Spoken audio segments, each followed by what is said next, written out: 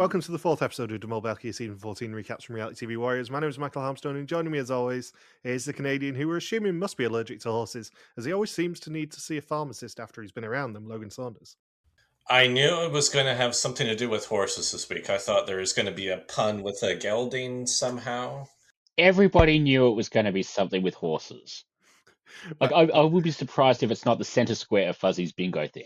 My exact message when I was watching it yesterday to Bindles was, they stopped at a horse farm, 3 hearts. And the guy who has a terrible habit of finding cameras in every bathroom he goes to, David Bindley. Good morning. Good morning. Have we had good weeks? I did the Vancouver Sun Run. Yeah. You did? Your legs were aching, you said? Yes. Well, Saturday, because I flew down Saturday morning, then went to the Sun Run Expo, and then took the sea bus across to North Vancouver to hike Lynn Canyon. And on the sea bus, there were people that were holding Amazing Race clue envelopes. So I was thinking, oh, did Amazing Race Canada start filming? Because really, they're either going to film in a tiny town, Vancouver, or Toronto, or a tiny town that's in close proximities to Vancouver or Toronto. Turns out it was a group of Girl Guides that were doing an Amazing Race themed competition that day. And they were going back and forth between North Vancouver and Vancouver for the day, and they were getting towards the end of their competition. And then 2 days later, or I guess, what was it, yesterday, Amazing Race Canada Season 12 started filming in Whistler, so they almost overlapped the exact location on the same day with a group of Girl Guides, and I don't think anybody would have noticed the difference in quality. The Girl Guides probably had a larger budget. Probably. North Vancouver paid them $50,000 to be there. And minor boot spoilers for the 0 people listening to this that care about Amazing Race Canada at this point, but the most famous person on the season sounds like he got absolutely obliterated in the opening leg. Excellent news. Now, when you say famous, how famous are we talking? Canadian Music Hall of Fame. Oh. Yeah. So I would say a little less famous than Julie Black, but I think there'd be a fair number of people would know who he is, especially in the Canadian hip hop community. But yes, he is in the Canadian Music Hall of Fame, and somebody that I knew. I've listened to his music before. So basically, like, less famous than Heated Rivalry, more famous than Degrassi. More famous. That's I don't know about that. Have you caught up on Quebec yet, Saunders? I've seen the first 2 episodes. Is episode 3 out? Episode 3 came out this afternoon, yes. I wasn't expecting you to have seen that one. I've seen the first 2, though. Yeah, it's not as good, I would say, as the previous Quebec season so far, but it's basically a more dramatic version of the Canada one. I like how the person got a higher percentage of the votes than most communist dictators do in an election. Yeah, that was quite impressive. 20-1. 20-1 vote. Obviously, you know that the death list happened at the end of the last episode, and the challenge for this one is the Michelle Pierce-Donovan Memorial Oubliette Challenge. Yeah, that ends quite interestingly, shall we say. Yeah, 20-1 vote, though. And then everyone just felt like idiots afterwards, saying, why did we all vote together? Because now we have 0 information in a competition where information is already quite limited to begin with. Every single person bandwagoned. I'm disappointed they've got rid of the idea of 2 people getting invited to Corinne's office to read the diaries every week. I quite like that. Yeah, that was a fun thing that I think works better in Quebec than the Canadian version. I can't put my finger on as to exactly why, but for some reason that twist, I'm glad, was just unique to the Quebec version. Yeah, it's because Canadians can't read. Very true. Sweden's also back as well. Swedish Traitors. They did the secret traitor twist and picked maybe the 2 most inept original traitors I have ever seen. Ooh, they are both absolutely going to get banished within about 2 or 3 round tables, I think. It's quite impressive. Both of them got clocks immediately, basically. Ooh. Oh, and I don't know if Bindles is aware of this, as well as the listeners, but there were 60,000 people in the Vancouver Sun Run, and I finished in 33,000th. I think 33,077th place. Wow. That's much better than your normal results. You should have been exactly 33,000th. I'm disappointed in you. I wish Yeah. it was so. God, you're not even good at being mid. But I beat 24,000. I think there were 57,000 or so that finished the race. So I think either I beat 27,000 people or 24,000 people. On a slightly related note, while I remember as well, friend of the podcast from Hunted, Rob Ellington's doing the London Marathon for Make-A-Wish this weekend. So good luck, Rob, if you do end up hearing this. Good luck. Other TV shows to mention. Race Across the World we haven't mentioned yet. Had the elimination leg last week. There's a pair that I fear are going to do very well who annoy me. They're on season 5? 6. Maybe did I already miss 5 then? I feel like I just finished catching up on Race Across the World. So 1 was London to Singapore, 2 was South America 1, Yep, 3 was... Canada. 3 was Canada. 3 was 4 Canada. was Japan to Indonesia. 5 was China to India. Yep, spot on. Yep. Yeah, I saw China to India 1, I'm pretty sure. Yeah. 6 is Sicily to Mongolia. That's a pretty cool route. Yeah. Maybe it's the last celebrity one I didn't see then? Yeah, the last celebrity one was... Was that season Mexico 4 of to Celebrity? Colombia. Yeah, it was Mexico to Colombia, Bindles, right. That was series 3. Oh, okay. Maybe she's... Oh, maybe I am fully caught up then. Another show to talk about, $1 Million Secret. You both need to watch it. It's been absolutely chaotic this year. First 3 episodes are out. One of the millionaires is playing very chaotically. It's in my queue. And off the back of a conversation on Discord last week, you will be pleased to know that yesterday, as of the time of recording, I made pastel de nata. Ooh. Because we were talking about general cookery on the Discord last week, and I posted a picture of my steak pie, which was absolutely delicious. I had another portion of it today. And Fuzzy said that she really wanted to work out how to make pastel de nata, and I'm like, I could probably do that. So I did indeed do it yesterday. I ate pastel de nata. Does that count? No. No. Anything else to say before we get into this episode proper? I've got a bone to pick with Fuzzy. Oh, excellent. A fuzzy bone. Not your kind of fuzzy bone, Logus. He's smooth like a dolphin, I think you'll find. When she was guessing her little banner pick for last week, she occasionally does one that she thinks I'm going to be interested in. Like, usually the filthy ones. Hmm. And she picked last week. She picked the one of Wout hula hooping or whatever it was. I saw it and I was like, we've already established I watch Heated Rivalry. Do you think that flat ass is going to make any sort of impact on me at all? Yeah, it was indeed Wout with his shorts hiked up, basically. Yeah. So it was just his ass. I will also say there is not a chance in hell she gets the banner this week, because it was a very tough choice, but it's one that I'm very pleased about.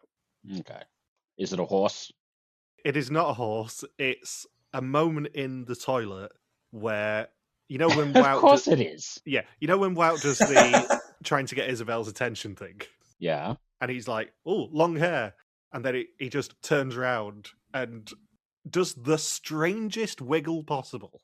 I think that's the moment so odd. that I saw, and I was like, Michael, better make this the banner. Yeah, it's just so weird. Yeah. And annoyingly for Elijah, he's done his banner guess already as of the time of recording. And it is right after his banner guess. So he doesn't get any credit for it. But he turns around and does like a really quite effeminate wiggle. I don't know how to describe it. But that is the banner, obviously. Maybe he's practicing for hula hooping. Yeah, it just kind of perplexed me.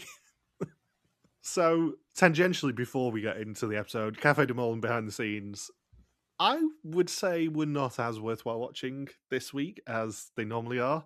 Apart from, obviously, the bits of Cafe de Mol that Nelica from Trust Nobody appeared in, because she was weirdly at the meme table this week. Stephanie and Charlotte were the two getting interviewed, and Stephanie suspected Dries and now Isabel, and Charlotte's on Yana, but then by the end of the episode changes to Wout, you'll be pleased to know. Charlotte also makes a good point about my feelings on Julie, that you don't want the attention on you in the last round. You want to press the button, but you don't want to be the fastest and draw attention to yourself and claim €3,000 out of the pot. Dries also studied every single one of the previous seasons repeatedly to try and min-max this show, basically. And the one thing that it helped him do was try and work out what sort of thing they're going to ask on the test, which I think you'd kind of know if you've seen the show before. Seems like it worked well for him. Yeah. And quite delightfully, Dennis, the host, had no idea who Nelica was at all, and you could tell it. He got her podcast name wrong at one point. Ooh. Like, I know I make jokes about Dennis, and I know it's really dangerous because he's always in Kinipolis when we are, but I don't think he knew who Nelica was. I don't think he'd ever heard of Trust Nobody, never mind heard Trust Nobody. And I'm well aware that they are much bigger a podcast than we are, so he'd obviously have no idea who we are.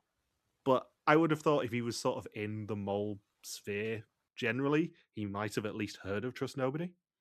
Yeah. I mean, they're a much bigger podcast than us here at Fantasy TV Saracens. Yeah, exactly. On the behind the scenes, we see that Wout is a champion speedwalker. Yana was the one who received the button earring as a gift. She got to take it as a souvenir. They were genuinely a little bit worried during the prep for the final challenge that they may have electrified the pool because one of the batteries fell in there as they were doing the prep. Oh. And Dries on his way out was mainly thinking, am I that wrong? He was pretty sure of his choice, and he was overanalyzing everything, which kind of explains why he was on my team in the end. And he also says that his girlfriend was proud of him for getting selected, and she filled their apartment with balloons when she found out that he'd got on the show. I noticed with Dries' elimination that he seemed very annoyed when he got eliminated, more so than other contestants usually do on Belgian Mole when they're out. Yeah, because he was very, very prepared by the sound of things. He'd gone into this going, no, I want to be competitive, I want to win. And he then just kind of allowed himself to get suckered into going into a tunnel. Maybe he's disappointed too that he's in that early to mid boot range, which is typically not the most memorable position to be in on a season. No, because this was where Else went last year, I think. And she has come back for Captain Mole. But I think she went at the end of the episode 4. Anyway, previously the remaining 8 were warned to prepare their best hula hooping for the finale before they split into farmers and those who had the power to move others. At another Getting to Know You challenge, their hopes of earning money faded away, as the zipliners were slow to release and the farmers gave them lots of irrelevant information. Everyone had a smashing time getting run by a man named Pedro, while Yadis and Isabel's steady hands saw them earn information about them all before Abigail was sent home before the group could head south.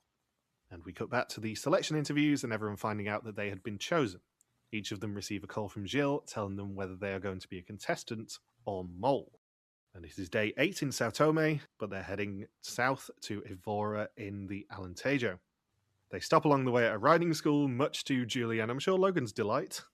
And Yana rides a horse for the first time, and Dries is terribly allergic to horses, obviously. What is he not allergic to? Even after this scene, he says, I don't know if I'm allergic to almonds. And then I can't remember who was with him. Might have been Yana, where she says, well, you probably don't want to try it given your track record. The odds are not in your favor, Dries. I miss him already. I know I'm biased because he was on my team, but he was just such a inept allergic presence at every opportunity. Oh yeah, and one of the horses motorboats Julie, apparently. The motorboat challenge was 2 weeks ago. Meanwhile, you're watching it just going, I wish that was me. And I don't know if you're referring to Julie. No, neither do I. That's the joke. Answers on a postcard, everybody. Well done for picking up on my deliberate ambiguity there, Saunders. Hey, Ambiguity hasn't reached Canada yet.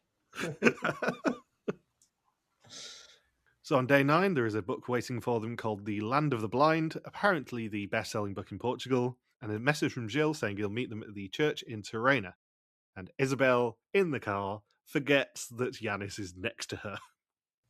Delightful. If I was one of the contestants and I found out it's the city of the blind or land of the blind, very quickly this is going to have a very literal interpretation. Yeah, I love the concept of this challenge, but I think as English speakers, we're not going to have a lot to say about it. I like how even before the challenge starts, just when they're when they're driving to the challenge, after hearing about Dries's ailments with his allergies, he says, "Oh, I forgot my pills for balance." And I'm thinking, he's allergic to everything and he has vertigo. Yeah, and then he immediately turns a corner and falls over. He's like Lucille too. So Gilles welcomes them for a day of literary fun. He's looking for 4 readers and 3 writers, and they pick Wout, Yanis, and Dries as the writers, while the other 4 are the readers in the City of the Blind. If you were the mole, which group would you want to be in? Oh, sod off, Dennis. There is a very good point made on Café de Mol here that if you're a reader, you can only affect 1 round. If you're a writer, you can affect all of them. It's more public sabotaging if you're a writer, but it's a more successful place to sabotage, I would say. This was going to be the bonus question on the suspect list this week, because I genuinely couldn't think of a question that would be a 50-50 split. Well, not when there's only 7 people there. No, it would have been if there's an even number after the episode, I try and make it a 50-50 split unless I'm in a mood to annoy Fuzzy. So all the time? Yeah, I would have tried to do a 3-3 split. But the actual question is, did them all wear a blindfold in the church? Which is still a 4-2 split, but, you know. So littered along the streets in Tirrena are books, and they have to find the right ones, the information of which comes from the writers. They will receive a dictation, which describes one of the 20 books on the street. Each correct book found in 5 minutes is worth €1,500. The other writers can't hear the dictation, but they can see what's written. And unfortunately, the titles and authors aren't written on the books, and the books are guarded by the most fearsome foe of all, blind people. If they tag the reader, either physically or with their sticks, they are out of the challenge. They're the most fearsome people, so if you were to encounter Stevie Wonder on the street, you'd just be flailing your arms, screaming and running away? That only happens in Wales. I also, fun fact, had a chugger for a deaf children's charity knock on my door not once but twice today, and he thought that I was under the age of 30, so he couldn't do his spiel of trying to get me to give him money. Oh, really? They go door to door with that scam? Well, not often, but this charity have done it before, and last time, the person who came to the door also thought that I was under 30. I am not under 30, and I wasn't at that time either. But because I look young, I get away with these things. You said it was a charity for the deaf, didn't you? Yeah, not the blind. Yeah, that's what I was wondering. Yeah, I'm preempting that. Yeah, he even signed hello to me. But yeah, I opened the door. He said hello and signed to me. I presume you're under 30. And I'm like, yeah, of course I am. Because I knew that if you're under the age of 30, they can't legally make you sign a direct debit for charities in the UK. Oh. Oh, that's why they asked that question there. Okay. Yeah, he didn't ask if my parents were in, which is good, because no, they're not. They're down the road. But apparently they, I don't know whether it's just that charity or whether it's generally, but they're not allowed to sign me up for a direct debit if they think I'm under 30. Huh. So if the dictator makes a mistake, the alarm attached to the reader will also go off. After 5 clues, Yanis figures out the first book that they're looking for is Harry Potter, the book associated with a fascist dictator. Julie spots it and collects it with 7 seconds left on the clock. And I was thinking about this challenge earlier. If the mole was on the reader's side, a very clever sabotage would be to hide some more of the books. Some more of the obvious ones, I would say. Because the maximum for this challenge is a little bit weird in the fact that it's not a round number like they like to do. It's 9,600, so it's 5,100, I think, for Isabel's side of the challenge. It's 17 books. If you hide, or indeed remove, some of the more obvious title and authorless books, then that's a great way to minimize money.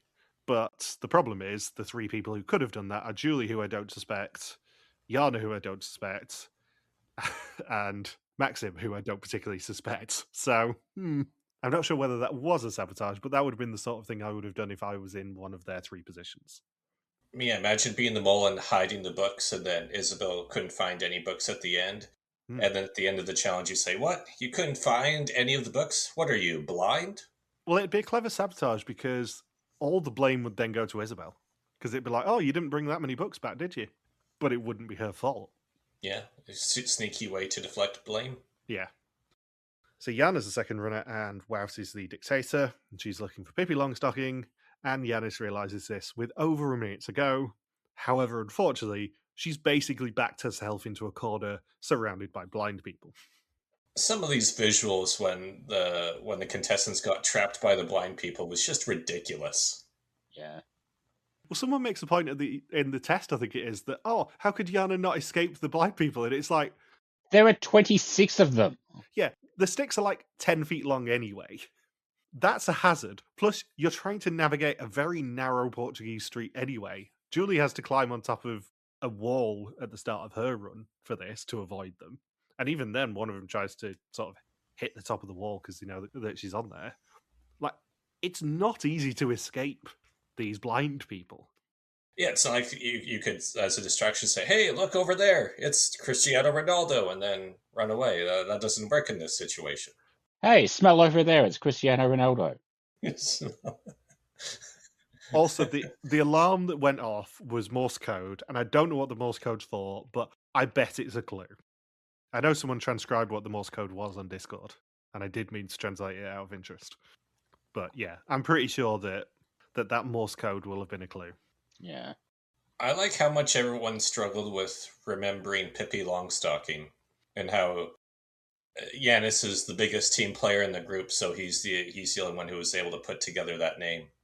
And then Isabel eventually in her round, but between the 4 people who were in that round, that's like, oh yeah, that's Pippi Longstocking. So Yanis is the final dictator, and Maxim's in the city. They realise after 2 clues that it's a cookbook he's looking for, and the very first book that is on the street. And he escapes with over a minute, but the wrong book in his hand. Mm-hmm. Apparently that cookbook is quite famous in Benelux. Yeah. It's like I knew the cover. Yeah. It's fairly well known. Like the guy who wrote it has been on MasterChef Australia before. He's sort of big enough that like he's one of those people they did like an entire week of challenges with him. To be fair, they let literally anyone be a guest judge on MasterChef Australia now. I know. Like they've run out of actual like celebrities, and now they're onto Robert Irwin. So Isabel's the last to enter the city with a special assignment worth the most. She was picked as the biggest bookworm of the 4 and has to pick up as many as she can from the city. Each book she identifies at the end is worth €300, but once she picks up 1 book, she has a minute to escape and her alarm will constantly beep. If she's tagged, she loses everything, and she escapes with 6 books in her hand. Yeah, I really have nothing to add there. Flemish, tricky words to spell. Yeah, that's what I was thinking. Like, I get that, like, there's, a language barrier thing for us, but even the words that sort of are used in English as well, I kind of feel like were really tough choices. Yeah. Like some of the spices that get used for the cookbook one, like those are words that are used in English as well. And like, I would have been able to spell dukkha. I don't know whether I would have been able to spell Ras Al Ghanoum. It felt like they were really trying to force the alarms to get set off. Yeah. I like how they said, wait, I think we said Doku. Isn't that a character from Star Wars, Count Dooku? Or Traitors India, rise and shine, it's Doka time? The Morse code translation, by the way, is S for Sierra 06, A for Alpha 07, apparently. Whatever that means. So only Julie identified her correct book for €1,500, and Isabel identifies 4 of her 6 correctly for €1,200 for a total of €2,700 of 9,600 for the challenge. Apparently a lemon does not look enough like a cookbook. Nope. And I didn't know that it's not called the Diary of Anne Frank, it's the Secret Annex. Yeah. It's the Diary of Anne Frank in English, but it's Het Achterhuis in Dutch. Yeah. Again, linguist, I guess, that language barrier for this challenge. Yeah. I will say I think the language barrier worked better in this challenge than it did with the radio quiz last year. And I don't know why I still go on about that one, but we could still follow along with this one, I would say. If you put this in a finale, we'd be fine. Yeah. If you put the radio quiz in the finale, we'd have been fucked. Yeah. Jill would have had to do like proper director's commentary for us, I think, for us to even understand what the hell they were getting at. So Jill says the day could get even better as the film follows the book, and the film's usually better, and this one is called The Moment the Mole Found Out That He or She Is It. Yanis and Isabel's advantage from last week is a pack of 5 blindfolds. They will be the only ones who don't need to wear them, and everyone who takes their blindfold off to watch the film will cost €500 from today's winnings. I don't know if these sorts of advantages actually help.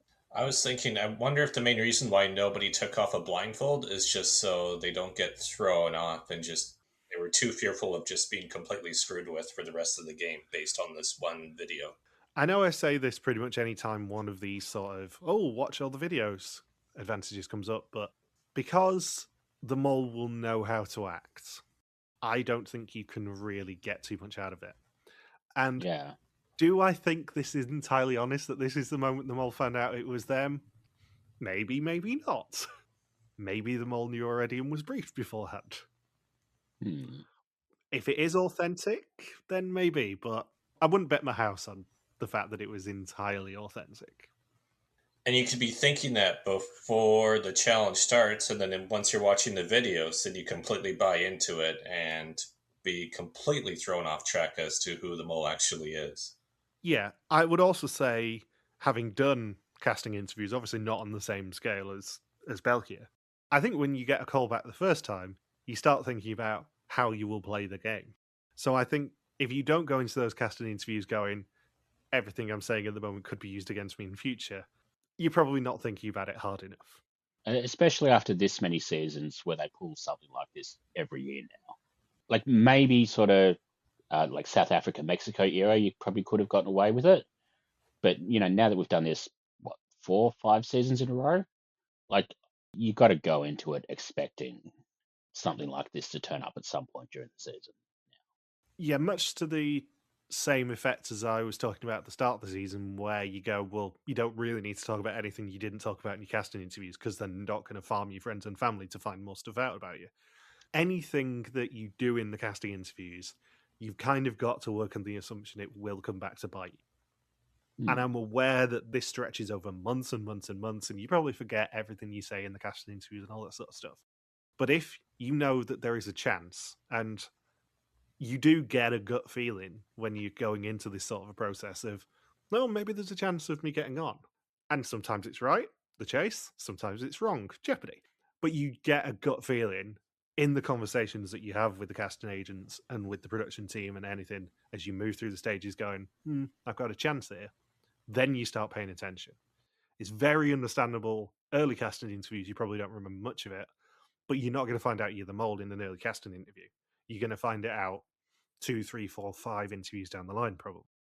My process for the chase was very short because I'd already been on the code that year. It was the audition, and then I got, I want to say 10 phone calls in the following 2 months, at least one a week, going, here's an update on it. So I was pretty confident that I was going to be getting on the show. Yeah.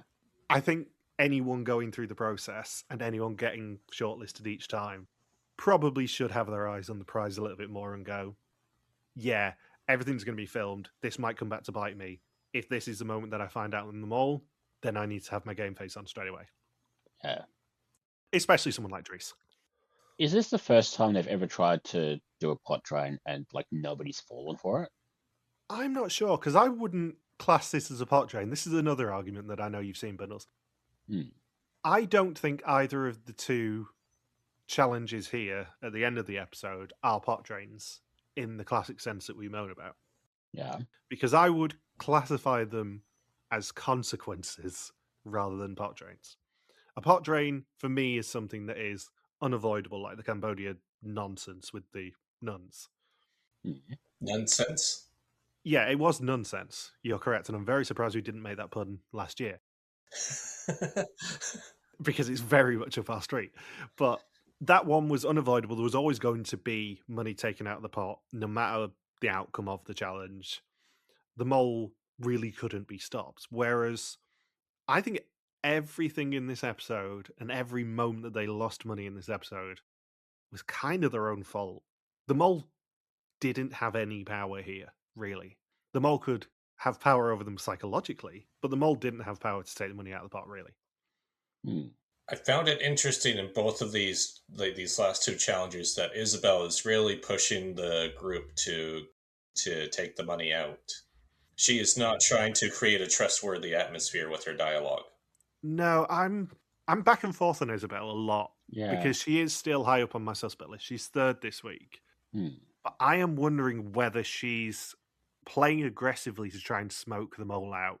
That was my other thought too. Is Yeah. is it supposed to be a trap for the mole, or is she really just trying to sow distrust and say, "Oh, I assume nobody's going to keep the blindfold on, guys," and then, "Oh, by the way, I'm going to press the button."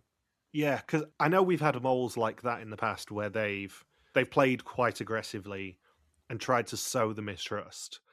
But I'm wondering, knowing Isabel as we do after 4 weeks and having seen interviews with her and all that sort of stuff, she's very competitive. I don't think she's Yeah. as straight down the line competitive as Yanis is, but Yeah. she's very, very, very competitive. I think she wants to win. And I Mm. think her tactic of wanting to win is to try and call them all out, call their bluff, and play really aggressively to see if anyone piggybacks on it Yeah. and use that to guide her suspicions. I was thinking, this is the first episode I was watching. I was thinking, if she's not the mole, I wouldn't be surprised if she wins this whole season. Yeah, Yeah. I gun to my head halfway through the season. I think I would put her certainly closer to candidate than Mole, and probably closer to winner than Mole at this point. I think probably at this point the winners for me would come down to Isabel or Yanis, because both of them have been shown to be very competitive, but in two different ways. And I think it'd be very interesting narrative to have those two competing at the end for the prize. I think it's between those two and Maxim. Like, because Maxim seems sort of fairly smart at, sussing out the mole and all that sort of stuff, but he's also like sort of weirdly competent at a lot of the challenges that we don't really like draw attention to. Like, he was very smart with the blindfold challenge. Yeah. Because like he was, doing things like throwing his shoes across the alley or whatever to get a distraction. Yeah, and to be fair to her, Yana was stamping as well before she got Yeah. cornered by the blind people. Yeah. You just wanted to say that, Michael. Maybe a little. But I try not to read too much into the narratives of the show because it's not edited in the same way that most shows we watch are and all that sort of stuff. But I think it would be a very interesting final two coming up against them all if it was Isabel and Yanis. Yeah. But I'd sort of come to that revelation about Isabel as we were talking. I'm like, she might just be playing this really aggressively to solidify her mole choice. Because Lancelot played a very similar game. He played very aggressively for a winner to try and challenge the mole. But it fit his personality. I will say it's a lot more interesting than the usual strategy we get on other shows of, I'm going to pretend to be the mole and I don't care like how much money I win. Yeah. But like, I think it's interesting that like she's like trying to win, but she's also sort of trying to win money as well, which is kind of oddly not something we see very often on this show. Yeah. I mean, Yanis is absolutely playing competitively, but he's absolutely playing competitively as a candidate, and he just wants money. Yeah. He's sick of the mole taking advantage of them, which is a hilarious subplot at this point. I will say, Isabel is a banker. She might not be hurting for cash. Maybe the money's an afterthought for her. Maybe that's the motivation for some of these things, is thinking, well, if I'm going to win, I don't need the cash that much. I just want to win. All I want is the title, Natalie. Exactly. So the film completes and nobody took the blindfold off, meaning that they earned the €2,700. And on day 10, they head to Evora and do some sightseeing, including at the lovely catacombs, and splashing each other in a fountain in the case of Wout and Yanis. When they stop for a drink, Julie disappears to the bathroom, and then 2 glasses of water are served. Before we go on, do you know why Pringles actually have that shape? No, not a clue. Because I fell down a rabbit hole. Apparently, it's because it makes them easier to stack inside the cylinder. I can believe that, so they can, in theory, get more in, but actually get more air in.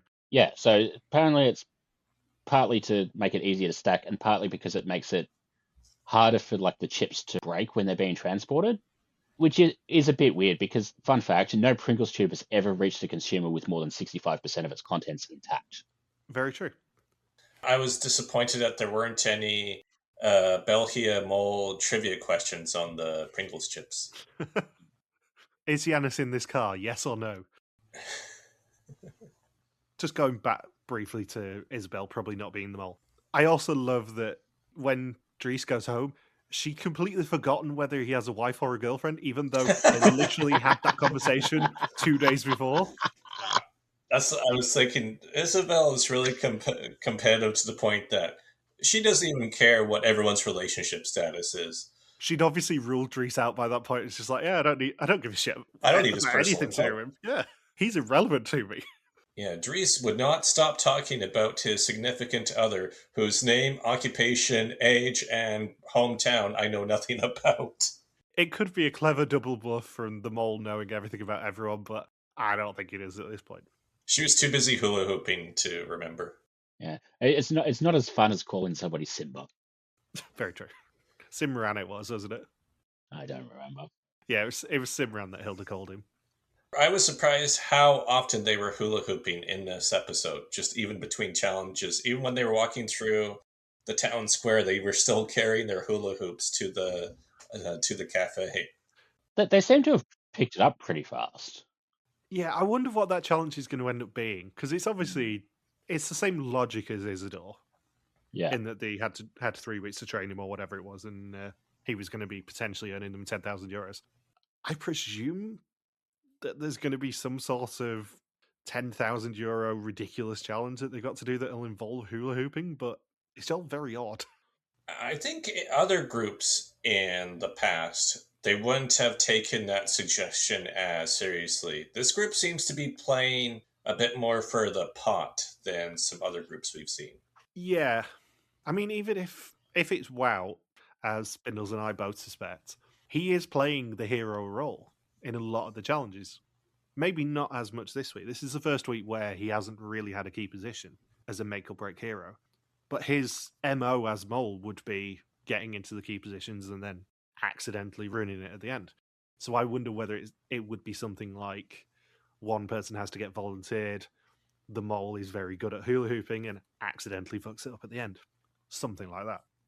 So when Julie goes to the bathroom, she finds that the entire bathroom seems to be loaded up for a TV studio because there are like 50 screens in there.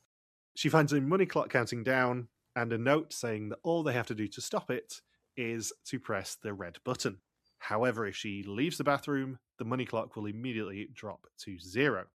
Each time she turns the tap on, a glass of water is served to the table, and she also finds a message hidden on the hand dryer that the red button is outside the bathroom. Do you think any of the previous moles would have tried to get that reset to 0? Do you think they would have been able to get away with it? Lenny would have. Yeah, Lenny probably would have tried. But the key danger position is being that first person in there, I would say. And the fact that Julie didn't do it makes me suspect her less. The fact that she didn't faff about too much and the real draining happened when Yana got into the bathroom, I think it makes Julie less suspicious that she didn't really faff about with the money clock too much. Because presumably the mole knew flushing the toilet would cost them money. But also presumably they knew that Gilles would announce how many flushes there were. Yeah, it's the only public bathroom in Europe where the cost to use it is more than in the Netherlands. Very, very true. And there is no one sat at the door with their hand out looking for €1. I'm presuming from a logistics point of view that they hired out this entire bar. Yeah, like we see people in the background as like those shots of them walking through the bar to get to the toilet escape room, but like they could have been extras or whatever. Yeah, there was no way in hell that they monopolized the entire bathroom for an hour or whatever. Yeah. Also, can we just say, toilet escape room, this fucking show. Very true. I love the meta of België that anything could be an escape room at this point. You think you're safe on a cooldown thing? Oh no. And I also love the cover of having the behind the scenes stuff filming now. So because the behind the scenes stuff's filming, they're always being filmed, even on the downtime. So this sort of a challenge can surprise them. It's really clever. So Yanis and Wout drink the water, and we see that when the cubicle is locked, the CCTV of outside appears on one of the many screens on the bathroom wall. Yana then goes to find Julie and also gets trapped in there. Julie locks the door, and Yana completely misses the CCTV for the first 2 times that she does it. After being explicitly told, "Hey, Yana, keep an eye all around this bathroom to see if anything changes." No, just look straight ahead. In Yana's defense, straight ahead was the money clock, I think. So she may have interpreted that as make sure that locking the door doesn't cost us money or gain us money or something. That's true, yeah. Yeah, I don't think it's as suspicious as everyone's making out that she didn't spot the big fuck off CCTV appearing. Yeah. But also, I am fully like in a Wout tunnel at this point, so. Look, I've been in worse tunnels. Oh, we know. So, in addition to the flushing the toilets costing them €100, if they open the toilet lid, the car boot door opens as well. And they finally spot the car boot after like 5 or 6 times of it opening and closing, and Yanis and Isabel go and investigate it. Inside is a screen of the toilets, and Julie spots them with the screen and tries to mime pushing the red button. The button, as we see, because it's this show, is on the earring of the waitress, and when they pull the dryer down, it changes the advertisements that they can see from the table. How much organisation went into this challenge? Because this one they have to do in real time. Yeah. So they'd have to be really on top of it. It's genuinely impressive that they were like in control of, well, the car boots, obviously just with the car key, but the advertisements, the waitress having to be on standby with the glass of water. I'm not sure whether she was entirely briefed that they were going to be yanking her earlobe off. No. Like she seemed to know they were going to press the button, but I don't think she realized they were going to be like that violent with it. No, I mean, I think it was Maxim who ended up pressing it. He sort of restrained her by putting his hand on her shoulder before he mashed her earlobe. Yeah. Wout then goes to investigate and gets a crash course on everything in the bathroom. They finally spot the hand towel changes the adverts, but then Yanis gets sent in as well. And they finally figure out where the button is. They just have to work out how to summon the waitress. And with one more glass of water, the money clock then stops, very reluctantly, at €1,920 of 5,000 for the challenge. €1,000 literally went down the drain. Yeah. So Gilles then confirms their winnings and also that it is time to see how much they know halfway through the trip.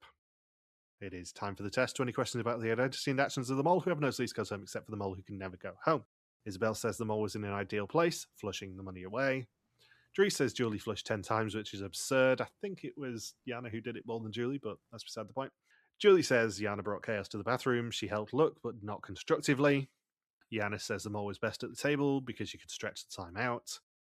Wout also says the mole would want to waste time, and nobody saw the car boot despite the fact it was opening and closing repeatedly. Maxim says he's in danger of tunnel vision, but once you're sure, you shouldn't talk yourself out of it. And Yana says that it could all come down to time tonight, which is exciting. And when they reach question 18 of their tests, there is an error. And it even has the Windows error noise, which is a beautiful touch, I must say. They should have turned the screen blue. Out of all the times my laptop could have crashed. Your test results have been lost. You're going to have to do it again. That might be a good twist to do at some point, actually. The test crashes and then they got another chance. They have to go to like computer repair shop or the Best Buy.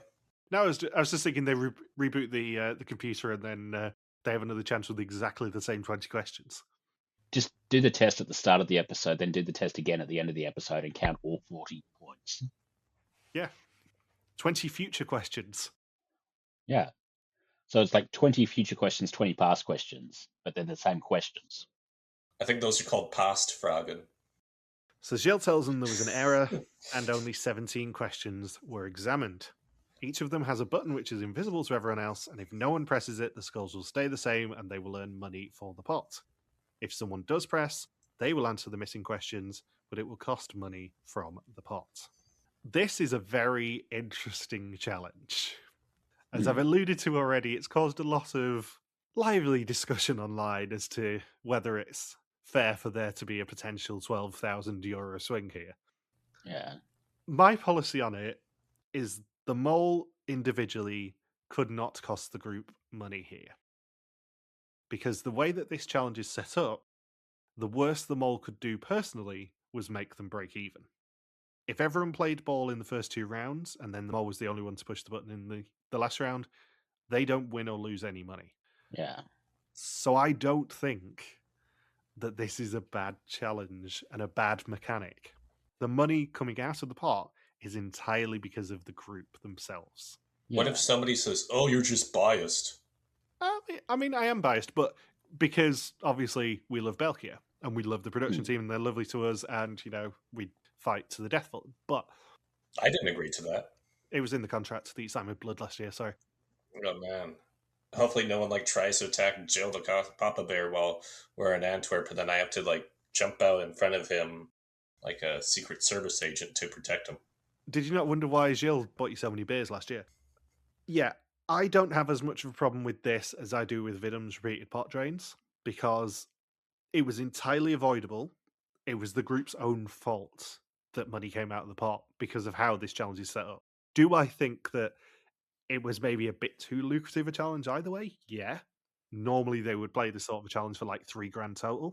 But I think even if the mole pushed the button in the last round, they couldn't cost the group money practically.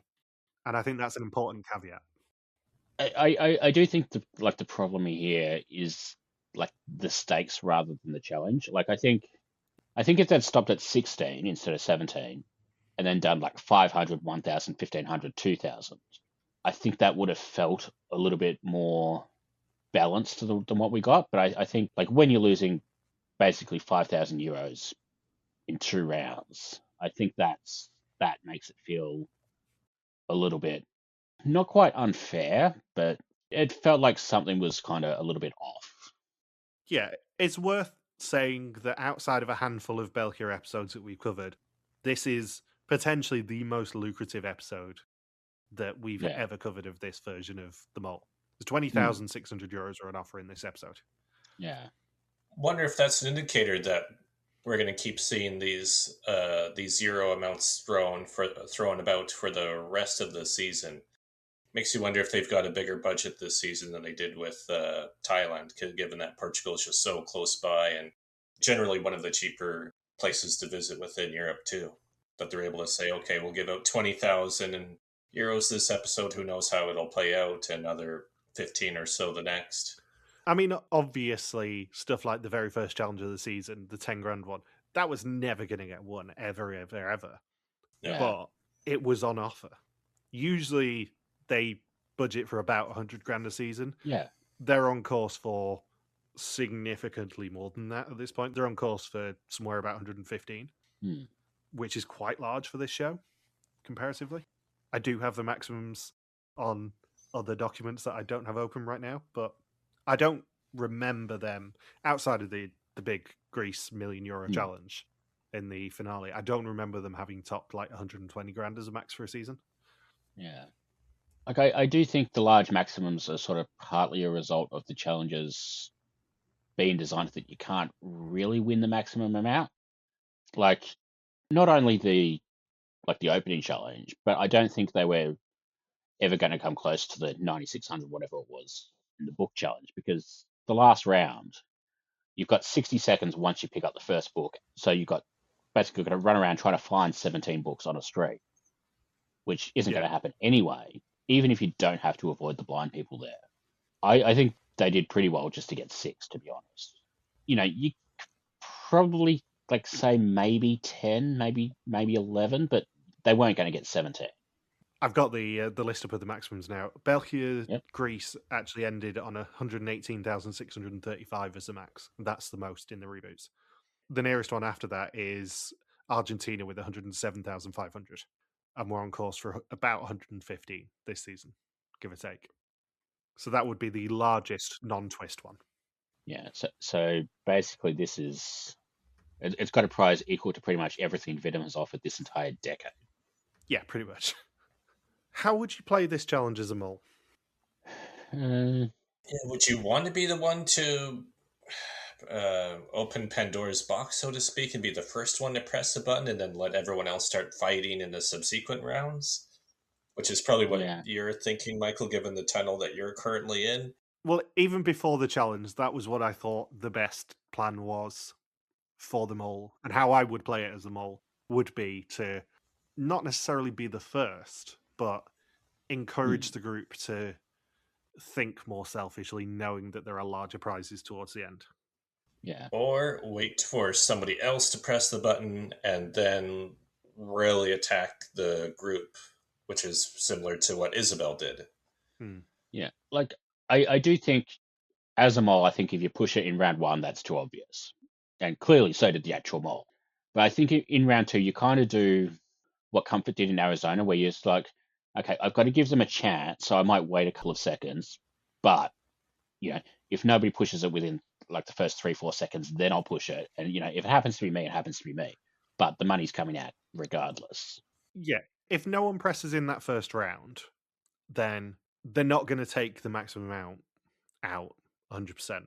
So the biggest damage that you can do is ensure the ball starts rolling on that €5,000 coming out, because then at least it's a net loss of 4,000. Yeah. You don't want them getting through this completely unscathed, because then it's a massive swing up. And yes, they're on 10 grand or whatever it is at this point, but as a mole, you have a little bit of humanity. You don't want them to get the 6 grand completely out necessarily, although if someone presses in round one, it's a free-for-all. But I don't think that you go into it going, well, I'm going to give them loads of money. But you also don't go into it going, I'm not going to take everything out because that's mean. Like, I still want everyone to have a fun time. Yeah. Like, I do wonder if Wout got smoked out a little bit with, like, giving them a few seconds just to give somebody else a chance to take the €2,000 round. But then, like, nobody pushed it, so he ended up winning anyway. And then sort of once he was out of the way, then you get the argument. But, like, the money's out. Yeah, because this goes back to what we were saying about Isabel. If Isabel is doing this as a contestant, trying to smoke them all out, I think she was successful doing that with Wout. Because Wout didn't speak up at all in that conversation. He didn't give any indication that he was going to press. Just did it. And I wonder whether his tactic as a mole was assume someone else is going to push it, and you also push it going, oh, sorry, guys, I was just a bit too late. And you won't get any of the blame for taking the money out then. But because he was the only person, he had the spotlight on him. It's like in the toilet challenge. Like, I know there was a thing on Discord, like people were thinking you either want to be at the table the whole time or you want to be in the toilet the whole time. And I'm like, not really. You want to get to the toilet eventually, but you don't want to be the first person there because that's too obvious. Yeah, the best tactic I think as a mole in that toilet challenge is to faff about as much as you can at the table, and then faff about as much as you can in the toilet. Exactly. Because you don't get the public calling out of going, oh, there was 10 flushes.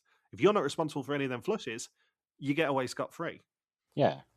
Like, I think, I could be wrong. I think Wout wanted to, like, go to the toilet after the start. But then, like, the first time they sent somebody in, they were thinking, well, it's a women's toilet, we've got to send a woman. So I think he sort of wasn't able to get through that. But then the second time, he basically just made a beeline for the loo. And I think, like, once you're in the toilet, then you waste time getting them to re-explain everything they've worked out so far. But then also, you make the excuse, I'll go into the stall and, well, stall for time. And basically you stand there for a little while. You might accidentally flush the button if they haven't worked that out and explicitly told you not to do it. Like, I think Wout probably had the right strategy as the mole. It's just they were a lot further along in the challenge than he thought they were. Yeah, because his MO seems to be being in the background, sneakily taking money out. Yeah. If he's the mole. And I think the button game is probably the first time we've seen him accidentally be front and center taking the money out deliberately. Yeah. So it'll be interesting to see whether Isabel's suspicions change next week, because she was very much on presumably Julie or Yana with the flushing the money away comment. Yeah. Be interesting to see whether she changes her suspect next week and goes, well, Wout exposed himself. Because this is about the sort of time in the season where we do tend to get authentic confessionals from whoever ends up winning being on the right mole finally. Now, just to clarify, when you say Wout exposed himself... Yeah, I was thinking the same thing. Fuzzy's banner choice is already confirmed there, Bindles. Yeah, I think it's... a lot of my suspicions of Wout, I will say, do not come because it's Wout and I'm retrofitting my suspicions based off of that. A lot of my suspicions come off me going, well, how would I play this as a mole? And then he ends up doing pretty much what I would do. Yeah. And I may be completely on the wrong tunnel. It may be that Saunders somehow redeems himself and it is Julie. Spoilers for his suspicions. But I can't see anyone other than Wout at the moment. Mm. In a Dries-like fashion. So, as we said, round 1 ends with €1,000 going in the pot as no one pressed the button. The second round is for questions 18 and 19 and €2,000 either in or out of the pots. Someone pressed, and that someone was Wout, meaning that he gets to answer the 2 extra questions sitting in Jill's chair. The final round is for all the remaining questions and a €3,000 swing. Wout pressing lets the genie out of the bottle, and there is, I think it's fair to say, some tense discussion, mainly led by Isabel again. And someone once again pressed, multiple someones in fact, but Julie was the fastest. And that means that they lose €4,000 of 6,000 in this challenge. They earn €620 of 20,600 for the episode, and €6,420 of 56,600 for the season so far. How appropriate for this to air right around 420. Yep. It's almost like it was deliberate. It's a clue. Yeah. Tell us more about the pot. So that's why you call it Kitty rather than the pot, Bindles. So Jill tells them it's rarely been simpler in the mole, don't press the button, and now almost all of their hard work this episode has gone, appropriately, to pot.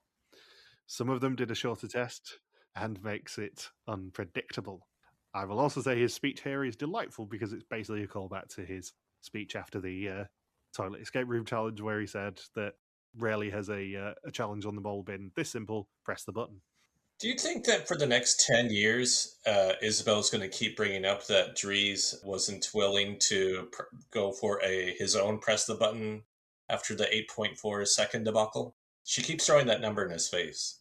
Yeah, she's just very competitive, I think. I'm not sure I'd want to play board games with her. I think it would end with her stabbing me. Dries would be allergic to the material that the board is made of. Yeah, very true. Unfortunately for him, it'd be cork, and he wouldn't know where that came from. She would insist on being the banker when you play Monopoly. I did like that question 20 seemed to be, was the mole the fastest pusher in any round? Which that's like the sort of sneaky, clever thing that I like this show for. I mean, it really only works as a question if more than one round is lost. But if that last round is the only one that somebody presses the button for, it basically works as a free point, which is also its own kind of clever. Yeah. The problem with the amounts in this challenge, I think, for me, is that, as Dries says, you're not guaranteed to get anything right. The price of a pass frog in here is astonishingly large. Yeah. Compared to normal. That's the issue, I think, is that actually if you're treating it like a pass frog, €3,000 is a lot of money to spend on one free point on a test. And multiple people were willing to do that, which means at least one candidate did that, regardless of who the mole is. So Julie, Wout, and Maxim all get green screens before Dries is sent home, giving Logan Saunders a reprieve for the first time this season. And the whole episode, I thought Yana was going to be eliminated. She was getting a big boost in airtime, so I thought, oh no, Yana's going to go home. I must admit, after the Venom debacle this weekend for you, I was kind of hoping that Yana would go just so I could make double wipeout jokes at you.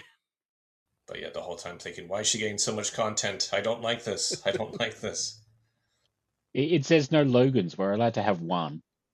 Yeah, no homers.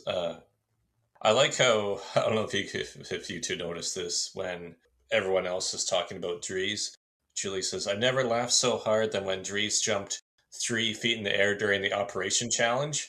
They show the clip. Dries didn't jump at all. He screamed, but he didn't. There was no jump. Maybe a centimeter off the ground, but it was definitely not. It was definitely not a 3 foot or a 3 meter jump. He screamed and then Julie jumped, I think. Yeah. I love that her favorite moment of him was when he jumped into the air, and his favorite moment of him was being buried alive for the bastard seagulls to get. Yeah. If only we had a Logan Saunders phrase for this. It is a kink. Speaking of which, Papa Bear tells him, so I guess you're known for your big guitar. They did on Café de Mol show off the picture of him with his massive guitar. Just a big novelty-sized guitar that he'll have with him now. It was a picture that his friend took that he said was the money shot, which I'm not sure is the right term for it. But it was him pretending to play the guitar with the Christmas tree behind him.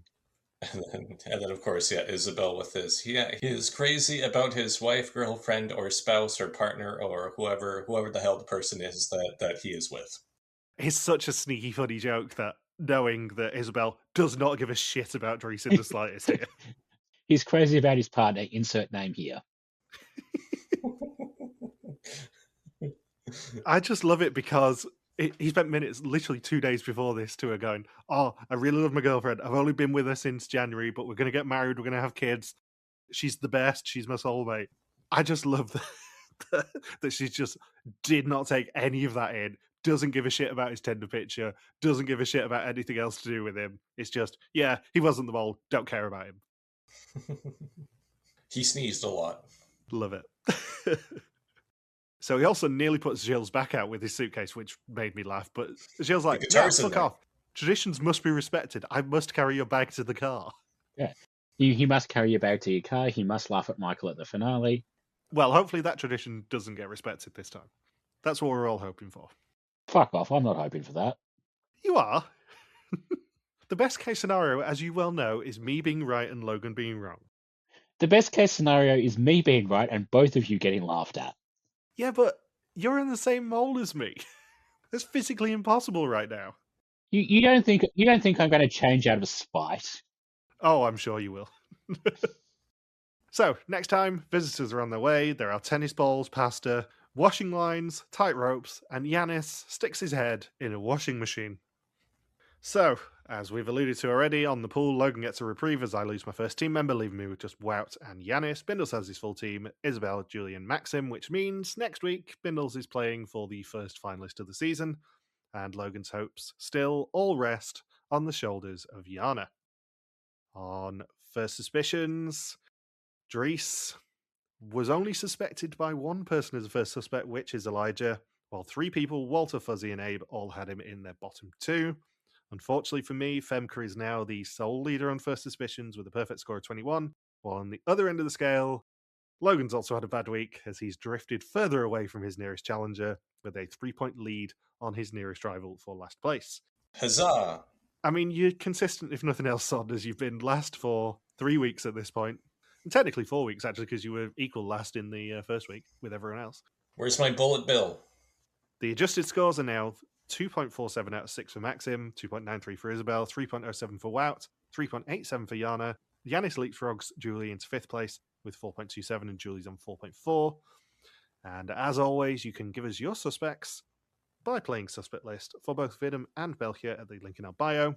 The questions this week are, did the mole have to wear a blindfold in the church for België? And the Vidum question is whether the mole was above or underneath the water. The suspicions for Flanders last week were Isabel with 20%, which was up 9 on week 2. Maxim and Yanis both on 15%, down 5. Wout on 15%, up 2. Yana on 12% plus 3. Julian 11 plus 4. And Dries on 11 minus 2. And the Café de Mol suspicions on Sunday evening were Isabel on 22%, Wout on 20, Yana on 19, Maxim and Yanis on 14, and Julie on 11. Final 2 questions. Who do we suspect? And who is going home next week?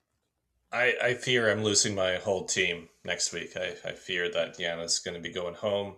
My suspect list is Julie, then Maxim, then Isabel, then Wout, then Yana, and then I had Dries in the 6th spot, and then Yanis in dead last.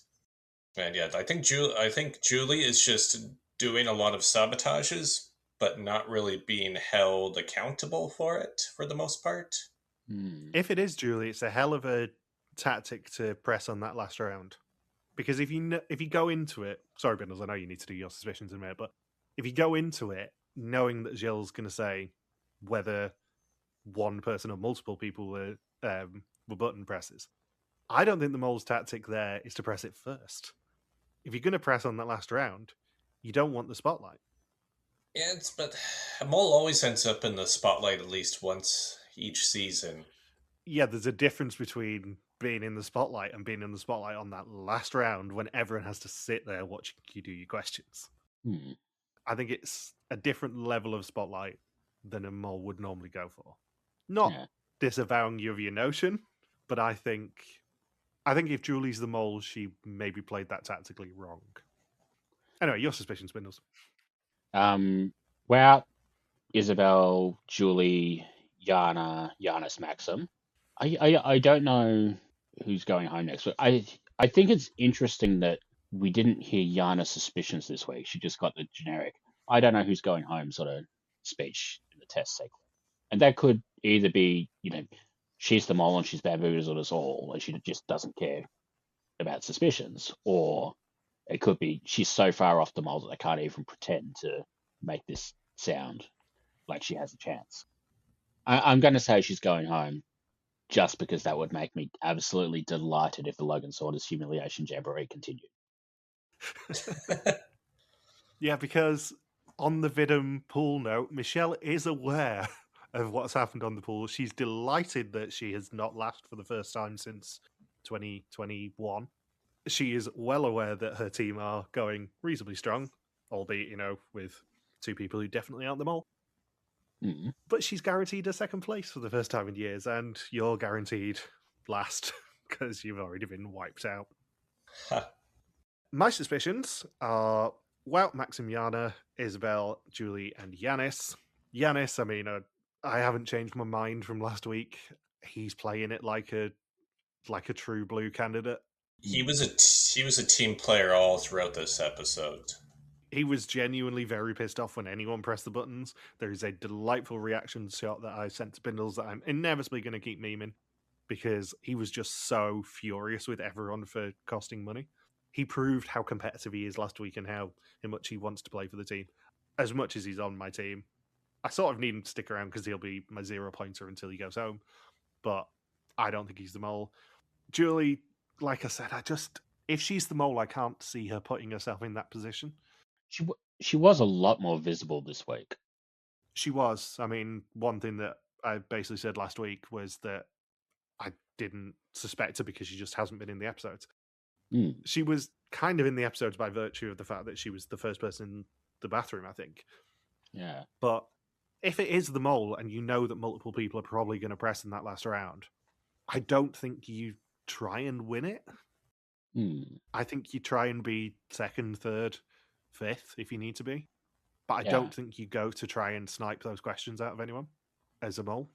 And then, Isabel and Yana are tough because I just can't see Isabel at the moment being anything other than a candidate because she's playing aggressively to try and smoke the mole out, I think. Yana was very low last week for me, but she did a couple of weird things this week that makes you go, maybe she should be a bit higher than I'm giving her any credit for.